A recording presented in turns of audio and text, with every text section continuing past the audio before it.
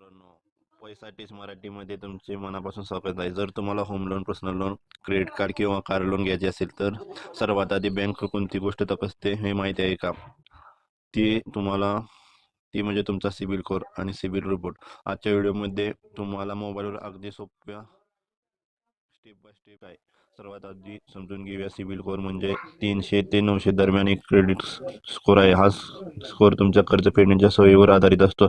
750 पेक्षा जास्त स्कोअर खूप चांगला, 700 ते 750 चांगला, 750 ते 700 ठीक, 600च्या खाली लोन मिळण्यात अडचणी येऊ शकते. फक्त स्कोअर नाही तर सिबिल रिपोर्टमध्ये तुमची संपूर्ण लोन आणि क्रेडिट कार्ड हिस्ट्री दिसते. जर चुकीची माहिती दिसत असेल तर ती दुरुस्त करण्यासाठी सिबिलवर डिस्प्यूट देखील रेज करता येते. एक महत्त्वाची गोष्ट, स्वतः सिबिल स्कोअर तपासल्याने तुमचा स्कोअर कमी होत नाही. याला सॉफ्ट कॉर्नर म्हणतात. मात्र खूप वेळा बँकांमध्ये सतत लोनसाठी अर्ज केल्यास हार्ड इन्क्वायरी होते आणि त्याचा परिणाम होऊ शकतो. सिबिल स्कोअर वाढवण्यासाठी 5 टिप्स आहेत. एक, EMI वेळेवर भरा. क्रेडिट कार्डचे पूर्ण बिल भरा.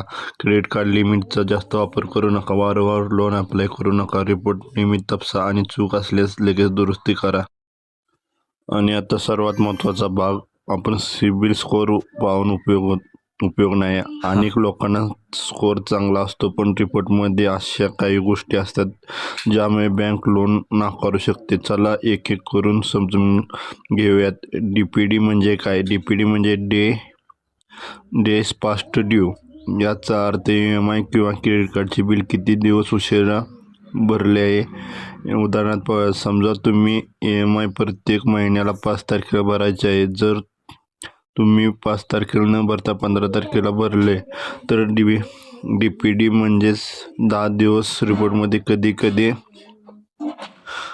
0000, 30, 060, 090 किंवा 120 अशा संख्या दिसतात. 00 म्हणजे पेमेंट वेळेवर आहे. 030 म्हणजे 30 दिवस उशीर झाला. 060 म्हणजे 60 दिवस उशीर झाला. 090 म्हणजे 90 दिवस उशीर झाला. जर सतत 00 दिसत असेल तर तुमची पेमेंट हिस्ट्री चांगला, पण वारंवार 030 किंवा 060 असे दिसत असेल तर सिबिल स्कोअर कमी होऊ शकतो.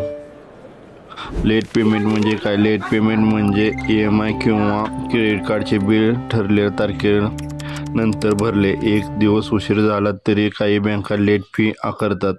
जर उशीर वारंवार झाला त्याची नोंद क्रेडिट रिपोर्टमध्ये जाते. यामुळे भविष्यात लोन मंजूर होण्यासाठी शक्यता कमी होऊ शकते. NPA म्हणजे काय? NPA म्हणजे नॉन परफॉर्मिंग असेट. जर एखादे कर्जाचे हप्ते बराच काळ भरले गेले नाहीत तर बँक त्या खात्याला NPA म्हणून वर्गीत करते. सध्याच्या भाषेत सांगायचे झाले तर बँकेला वाटू लागते. हे कर्ज वेळेवर परत मिळण्याची शक्यता फार कमी आहे. NPA झाल्यानंतर नवीन लोन किंवा क्रेडिट कार्ड मिळणे खूप कठीण होऊ शकते.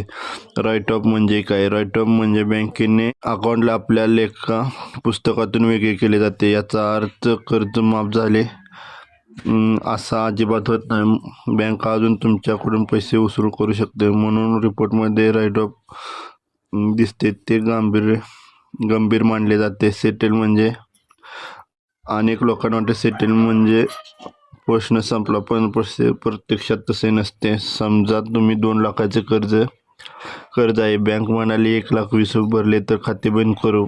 तुम्ही भरलेले पैसे आणि अकाउंट सेटल झालं, पण क्रेडिट रिपोर्टमध्ये सेटल अशी नोंद राहते. याचा अर्थ पूर्ण रक्कम भरलेली नाही. या नोंदीमुळे पुढे लोन मिळताना अडचण होऊ शकतात. शक्य असेल तेव्हा लोन क्लोज स्टेटस मिळेल.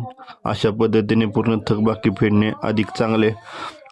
क्लोज्ड अकाउंट म्हणजे काय? क्लोज्ड अकाउंट म्हणजे लोन किंवा क्रेडिट कार्डचे सर्व पैसे भरून खाते नियमित बंद झाले.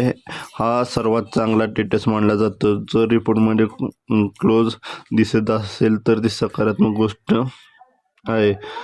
सूट फाईल्ड किंवा विलफुल डिफॉल्ट म्हणजे काय? जर कर्जाची परतफेड दीर्घकाळ झाली नाही तर काही प्रकरणांमध्ये बँक कायदेशीर कारवाई करू शकते. अशा वेळी रिपोर्टमध्ये सूटफील्ड किंवा तत्सम नोंदी दिसू शकतात. तसेच जाणीवपूर्वक परतफेड टाळल्यास गंभीर प्रकारचे विलफुल डिफॉल्ट सारख्या नोंदी असू शकतात.